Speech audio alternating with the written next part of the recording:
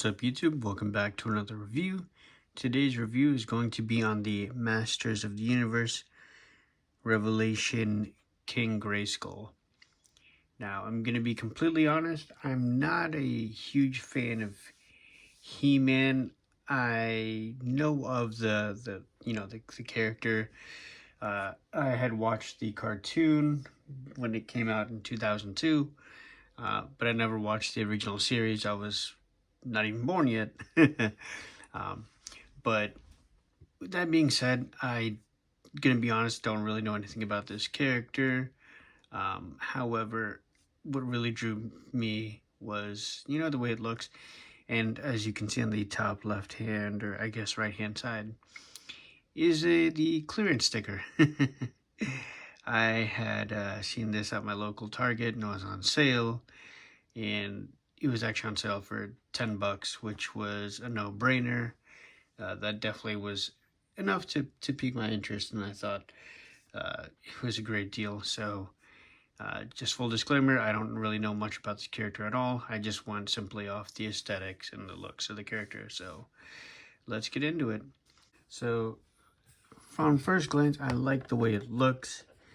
Figure has a nice bulky feel, which is very appropriate for He-Man. He-Man's definitely a huge dude. He's meant to be strong, and that's definitely no different than the original He-Man, so to speak. So I like the deco on him. Looks pretty good.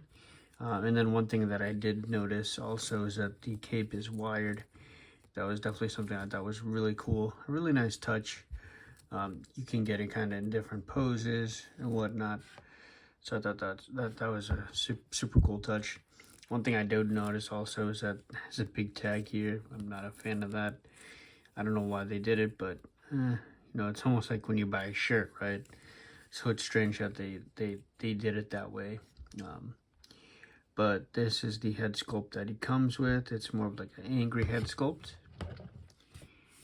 Now, in addition, you also get this kind of relaxed, normal head sculpt. So it's not really focusing. There you go. So you also do get the shield as well. Looks really good.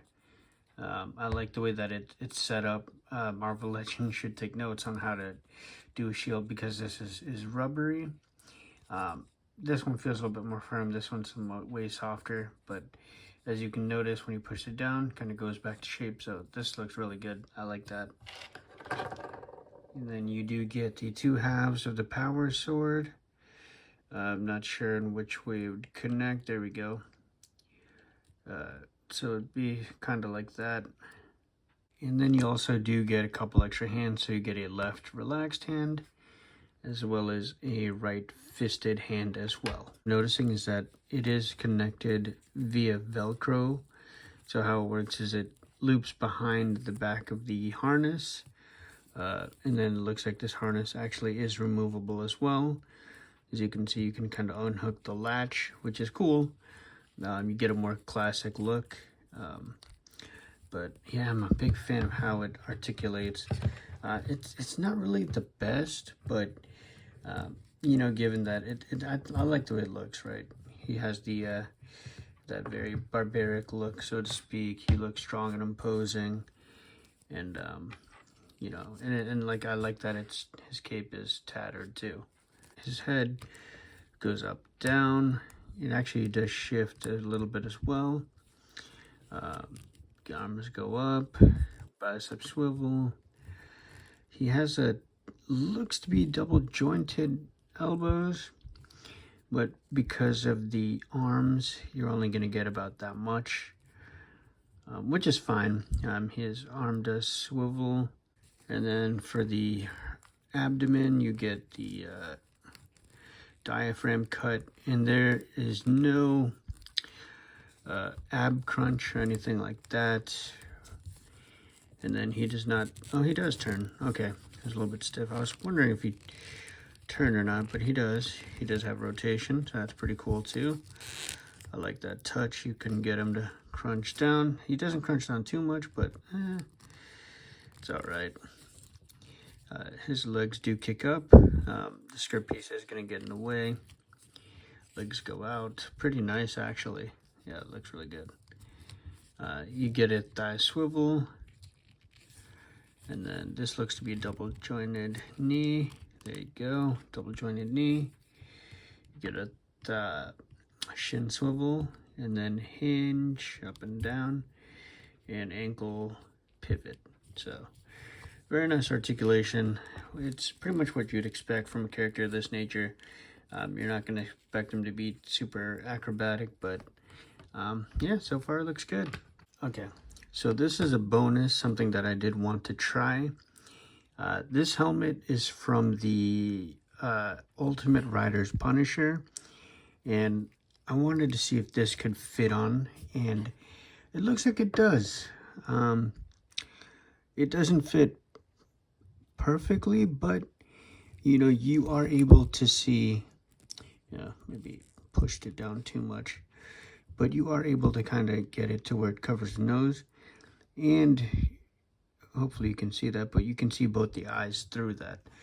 So I thought that was a really nice touch. If you guys have one, I think that'd be a super cool look. I was able to get the shield in, the hands in the shield. So because it's a soft rubber plastic, you don't really have to worry about it breaking or anything. I did pop out the hand, attach the hand, and then just connect them both. Something to note. But look how badass that looks. I think that looks super cool. Look at that. So I think that's a dope look. If you guys have the Ultimate Rider's Punisher, you can definitely utilize the the helmet from that. I think it's a good look. I also did have a like a hammer, like a native. It's from the Atuma Build-A-Figure wave from the Black Panther movie. This Build-A-Figure piece. Unfortunately, it's too thin. It won't fit in his hands, but I thought that would have been a cool look. Maybe you could probably heat up the hand and get it to close the grip a little bit more, but that would have been a cool look.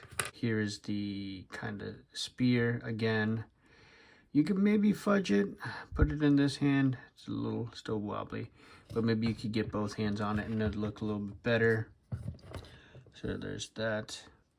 And then I do have this axe as well from an older Thor figure. I wish this one fit a little bit better.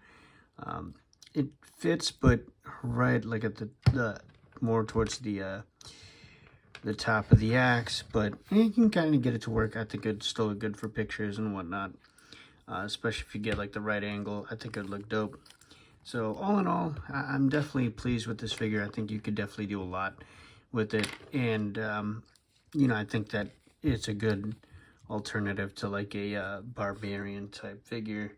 For me personally, that's what I would go with, and that's why I kind of got this figure. But also if you're a fan of He-Man and the lore with King Grayskull, I know that he was the very first He-Man, which is why Castle Grayskull was named after King Grayskull, I'm assuming. So there's that. So ultimately, I think this is a sweet figure. With that being said, guys, thank you so much for watching. I know this was a little bit of a different video. Don't normally cover this type of stuff, but in any case, hope you guys liked it. Thank you so much. Take care. Peace.